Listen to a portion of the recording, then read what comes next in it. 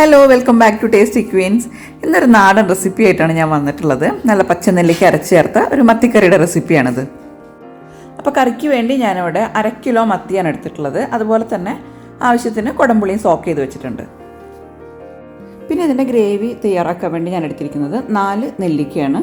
അതുപോലെ 2 table spoon കുരുമുളകും, കുറച്ച് ചെറിയ ഉള്ളി, ഒരു കഷ്ണം ഇഞ്ചി, അതുപോലെ കാന്താരി മുളകാണ് ഞാൻ യൂസ് ചെയ്തിട്ടുള്ളത്, കുറച്ച് കറിവേപ്പിലയും. അപ്പോൾ ഞാനിവിടെ ചെറിയ ഉള്ളിയും ഇഞ്ചിയും കൂടി ചതച്ച് വെച്ചിട്ടുണ്ട്. അതുപോലെ തന്നെ നമ്മൾ നേരത്തെ എടുത്ത് വെച്ചിരുന്ന നെല്ലിക്കയും കുരുമുളകും കാന്താരി മുളകും 2 ചെറിയ ഉള്ളിയും കൂടി അരച്ച് നല്ല പേസ്റ്റ് പോലെ ആക്കിയിട്ടുണ്ട്. അപ്പോൾ ഈ ഒരു കറിയുടെ പ്രത്യേകത എന്ന് പറഞ്ഞാൽ നമ്മൾ ഈ നെല്ലിക്ക അരച്ചിട്ടുള്ള ഈ ഒരു പേസ്റ്റാണ് കറിയുടെ ഗ്രേവി ആയിട്ട് വരുന്നത്. അപ്പോൾ നമുക്ക് കറി ഉണ്ടാക്കാൻ തുടങ്ങാം. ഇവിടെ വെളിച്ചെണ്ണ നന്നായിട്ട് ചൂടായിട്ടുണ്ട്. ഞാൻ ആദ്യം ഇതിലേക്ക് 1 ടീസ്പൂൺ ഉലുവയാണ് ഇട്ട് കൊടുക്കുന്നത്. ഉലുവ ഒന്ന് ചൂടായി വന്നു കഴിഞ്ഞാൽ ഇതിലേക്ക് നമുക്ക് നേരത്തെ ചതച്ച് വെച്ചിരുന്ന ഉള്ളിയും ഇഞ്ചിയും കൂടി ഇട്ട് കൊടുക്കാം. അതിൻ്റെ കൂടെ തന്നെ കറിവേപ്പില കൂടി ഇട്ട് കൊടുത്തിട്ടുണ്ട്.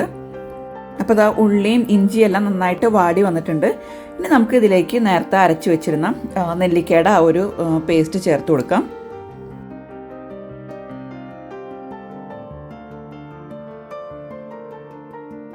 അപ്പോൾ നെല്ലിക്കയുടെ ആ ഒരു പേസ്റ്റ് ചേർത്തതിന് ശേഷം നന്നായിട്ട് വഴറ്റി കൊടുക്കുക. അതായത് നമ്മൾ സാധാരണ ചെയ്യാറുള്ളത് പോലെ ആ റോ സ്മെല്ല് പോകുന്നത് വരെ ഒന്ന് വഴറ്റിയെടുക്കുക. പിന്നെ ഇനി ഇതിലേക്ക് ഒരു 1/2 ടീസ്പൂൺ മഞ്ഞൾപ്പൊടി കൂടിയും ചേർത്ത് കൊടുക്കുന്നുണ്ട്. അതുകൂടി ചേർത്ത് നന്നായിട്ട് വഴറ്റിയെടുക്കുക. ഇനി ഇതിലേക്ക് വേറെ മസാലപ്പൊടികളൊന്നും ചേർക്കേണ്ട ആവശ്യമില്ല. കാരണം നമ്മൾ ആവശ്യത്തിന് എരിവിന് നമ്മൾ കുരുമുളകും അതുപോലെ തന്നെ കാന്താരി മുളകും ഒക്കെ ചേർത്തിട്ടുണ്ട്. അപ്പോൾ വേറെ മസാലകളൊന്നുമില്ല. കറിയുടെ ഒരു ഗ്രേവി എന്ന് പറഞ്ഞാൽ തന്നെ ഈ ഒരു കളറാണ്.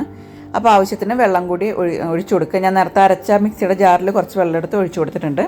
ഇനി ഇതിലേക്ക് ആവശ്യത്തിന് കുടംപുളി കൂടി ചേർത്ത് കൊടുക്കുക. അപ്പോൾ ആവശ്യത്തിന് വെള്ളം ഒഴിച്ചിട്ട് നമുക്കിതൊന്ന് അടച്ച് വെച്ചിട്ട് കുക്ക് ചെയ്യാം.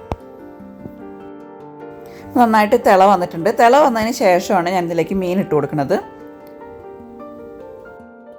മീൻ കൂടിയും ചേർത്തിട്ട് നന്നായി ഒന്ന് ചുറ്റിച്ചിട്ട് ഞാനത് അടച്ച് വെച്ച് കുക്ക് ചെയ്യാൻ പോവുകയാണ്. അപ്പോൾ കറിയുടെ ആ ഒരു ഗ്രേവി കണ്ടില്ലേ, കളർ കണ്ടില്ലേ, ഈ ഒരു കളറാണ് നമ്മുടെ കറിക്ക് ഉണ്ടാവുക. നമുക്ക് അടച്ച് വെച്ചിട്ട് കുക്ക് ചെയ്തെടുക്കാം. അപ്പോൾ ഇടയ്ക്ക് മൂടി ഒന്ന് തുറന്ന് നോക്കിയിട്ട് ചട്ടി ഒന്നുകൂടി ചുറ്റിച്ച് കൊടുക്കണം. അതുപോലെ തന്നെ ആവശ്യത്തിന് ഉപ്പും ചേർത്ത് കൊടുക്കണം.